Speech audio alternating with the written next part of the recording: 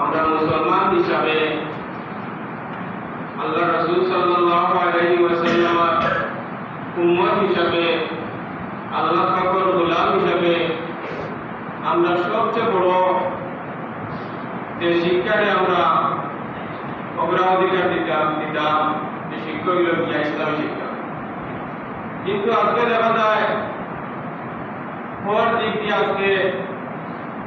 আপনার দুনিয়াবী শিক্ষা এটাও জরুরি, কিন্তু আমরা এই শিক্ষার দিকে ইসলামী শিক্ষার দিকে আমরা গুরুত্ব কমিয়া, যত দিন যায় তত খালি গুরুত্ব কমিয়া। আজকে মেয়ের ক্যাপসিটা দিলে মতো খালি হয়ে যায়, কিন্তু বেশ মেয়েদের জুম জড়িদের ও মা বাপে সাথী টেঙ্গাইয়া উল্টা স্কুলের মধ্যে দিতে পারতাম, কিন্তু ক্যাপসিটা মেয়ের দিলে মতো খালি হয়ে যায়। এই কথায় ও কথাও বোঝা যায় যে ইসলামিক শিক্ষার দিকে আমাদের কোনো দাম নাই, মূল্য নাই, যার কারণে এই অবস্থা হয়। আমরা স্কুলের মধ্যে নিয়ে ঘুরতাম, মা বাবা নিয়ে বসে একদম পারি, কিন্তু মসজিদের মধ্যে আনি একদম পারি না। তার লাগি সাহেব বুজুর্গ হল আমরা মুসলমান হিসাবে এই দিকে লক্ষ্য করা আমরা সবচেয়ে বড় গুরুত্বপূর্ণ কাজ। আজকে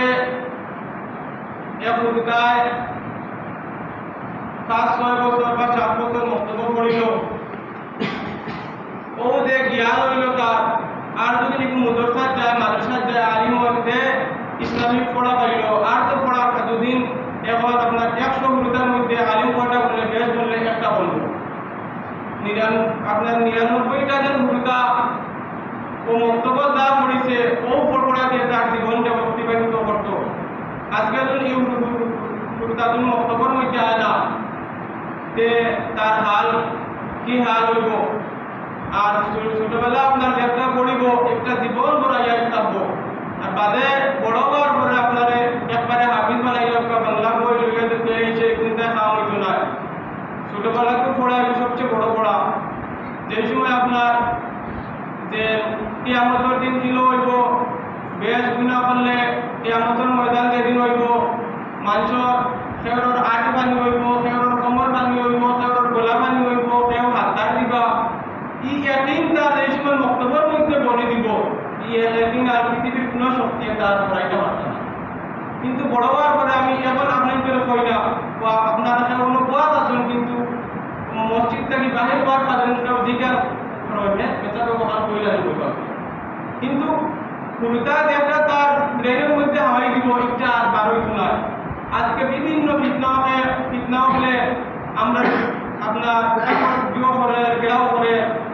আজকে বিভিন্ন মানুষ বিভিন্ন লাইনে মুক্তদর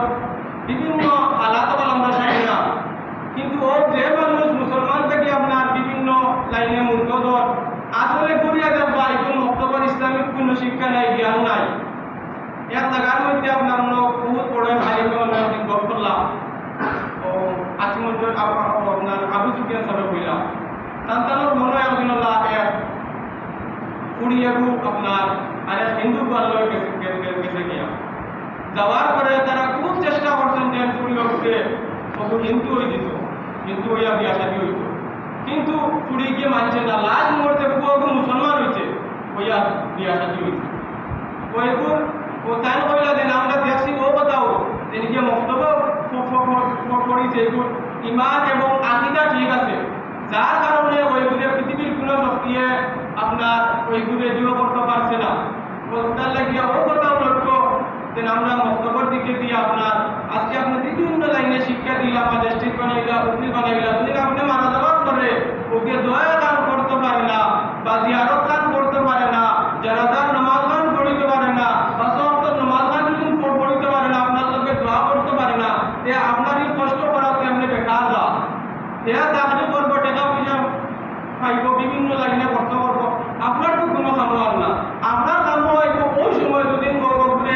আপনার এই দুনিয়াবী শিক্ষার লগে যদি ইসলামিক শিক্ষা দেয়, আর ওই শিক্ষা যদি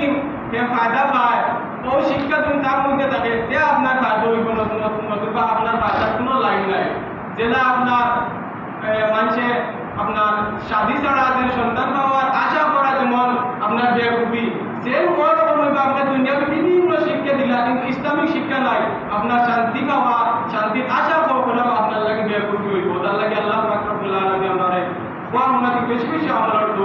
نسألك اللهم آمين وآخر دعوانا الحمد لله رب العالمين